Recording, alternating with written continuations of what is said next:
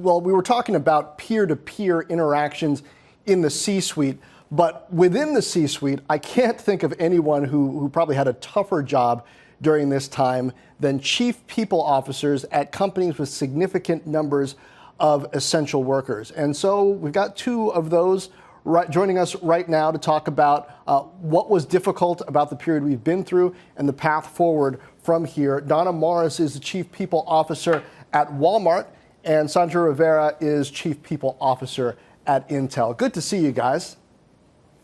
Thank you. It's great to be here. Good to see you, John.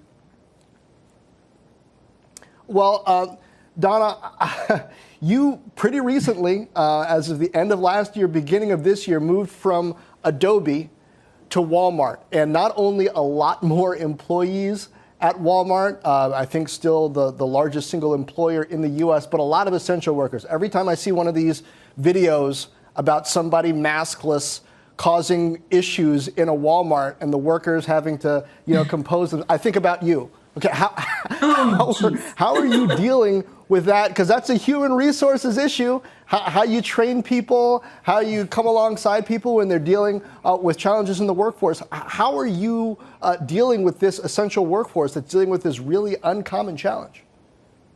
Well, let me start by saying that our frontline associates have really stepped up to incredible challenges. And you're right, John, I just started with Walmart in February, was really excited about the transformation the company is on, and clearly our purpose of helping people save money and live better. And, bang, then we get into COVID and the crisis.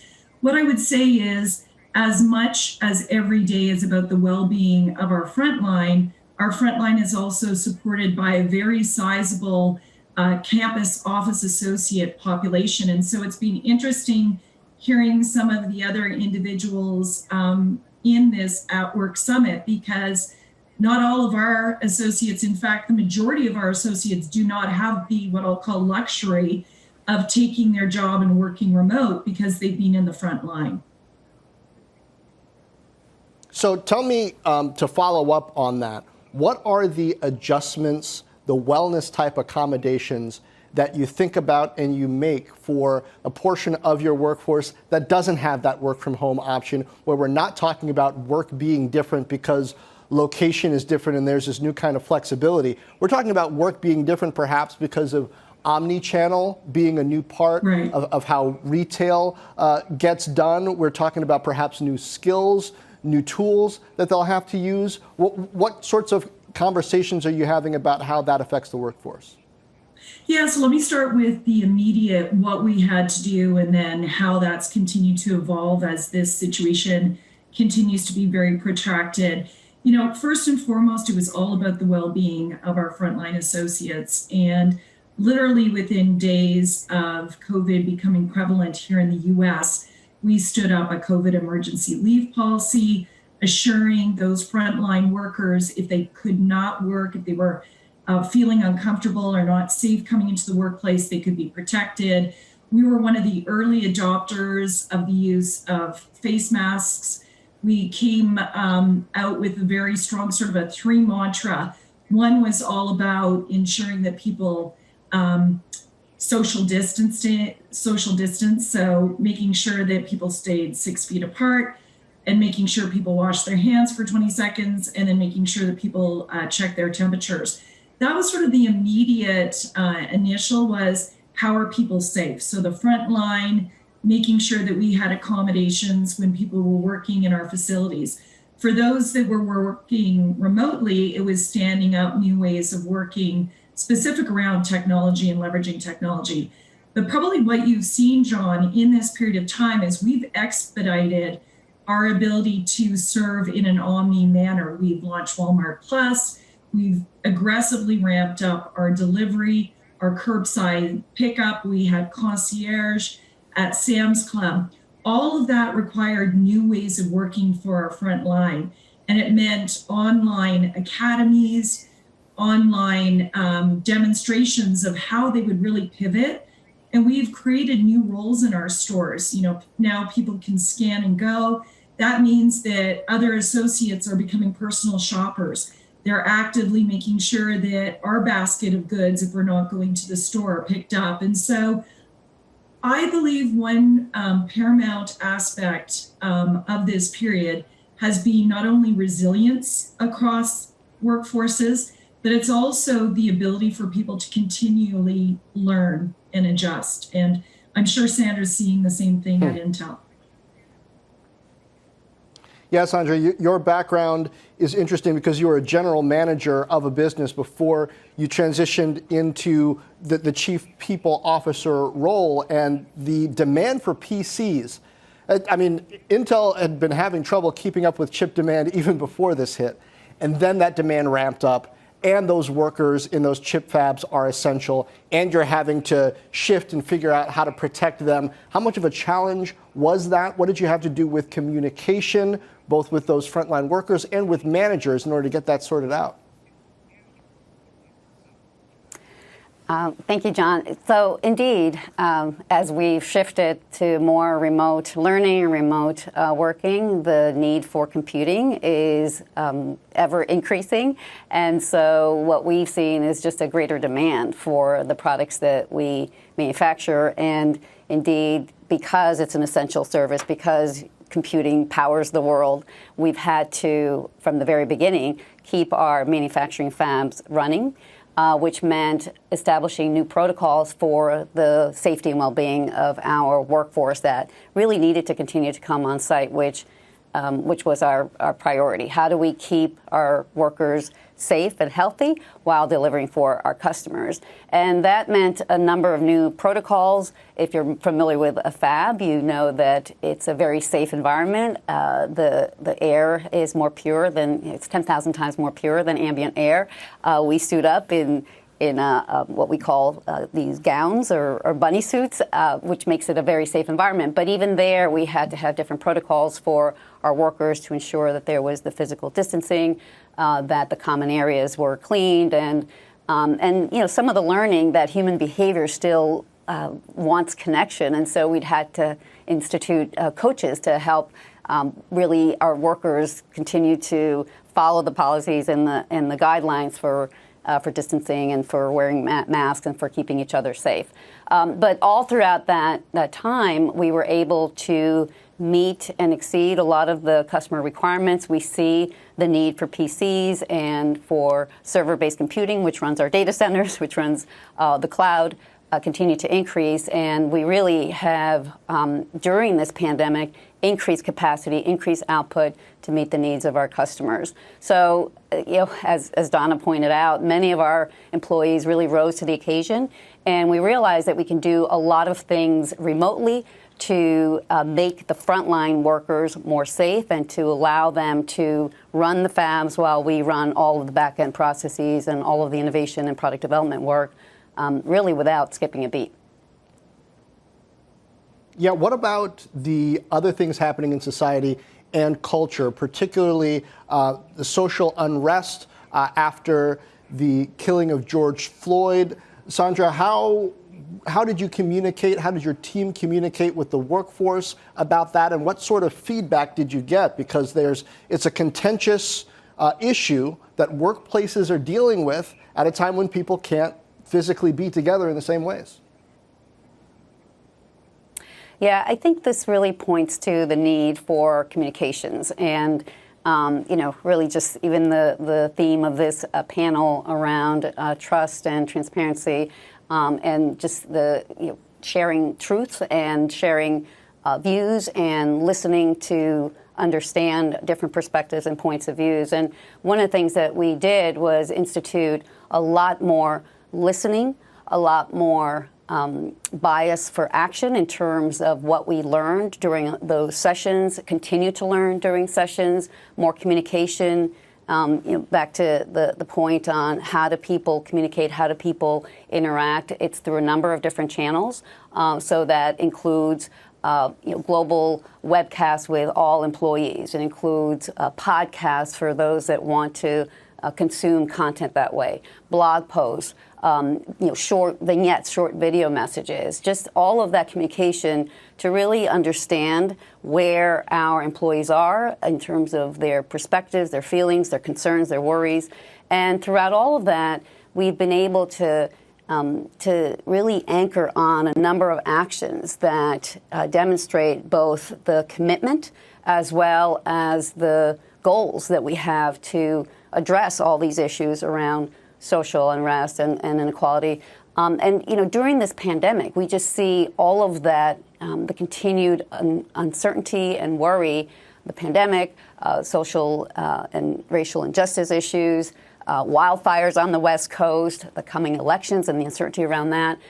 So the need to really listen and have two-way dialogue, and not just listen to understand, but listen to take action, as well as really aggregate and mine from our employees their ideas, their inputs, their recommendations for what we can do to be better leaders. And speaking of listening and ideas, Donna, give us a reality check here, because so often we talk about office workers and we talk about their needs and the work from home stuff. You're dealing with the workforce that represents such a broad spectrum of the American workforce. And something tells me the needs and concerns are perhaps a bit wider and different that you've been hearing than a lot of the leaders have been hearing from perhaps the most vocal portions of their workforce, even though lots of people have portions of the workforce that are not office workers. What are some of the things that you heard at Walmart that are different from what you maybe had been used to hearing even from Adobe's workforce?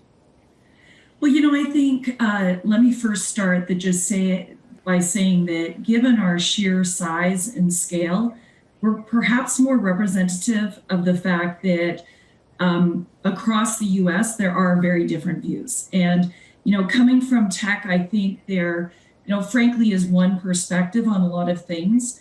And that's not necessarily a perspective that's shared across the U.S. So you're correct. What's consistent, though, John, is people have acute concerns about their well-being.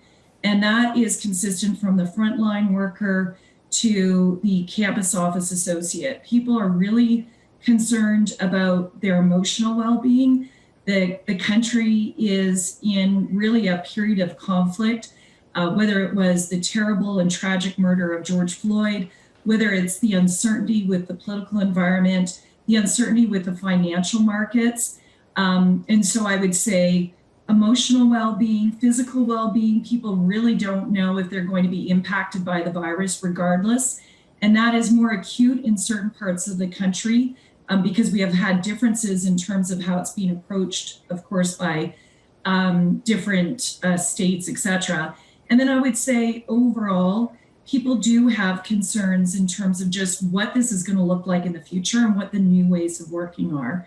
I think another difference, or I go a little bit further, is saying that listening and learning has to always go hand in hand with empathizing and meeting people where they are.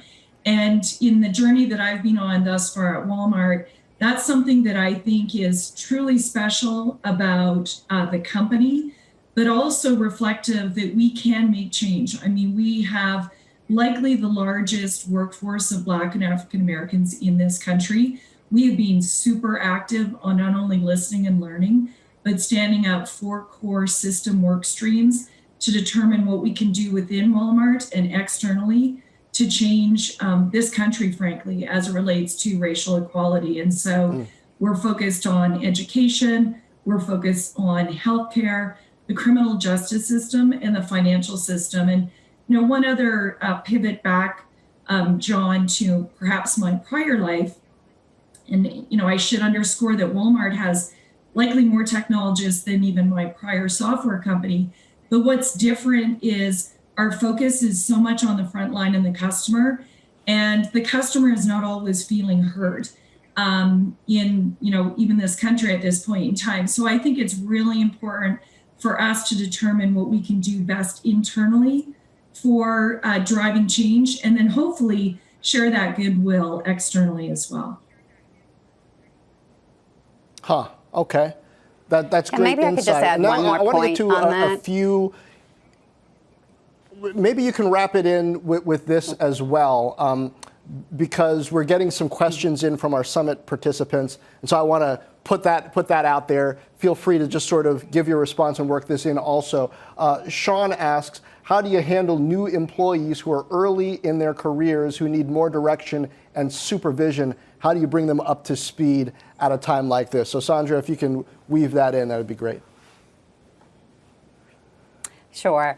To answer that question, one of the things that we realized in the spring regarding our internship program is that we had to move it all to virtual. We didn't want to rescind or retract on any of the commitments that we'd made, but we knew that we had to revise the program, and we went to 100% virtual, and we found that, in fact, we could have a richer experience when we didn't have the barriers of physical travel and on-site location to deal with.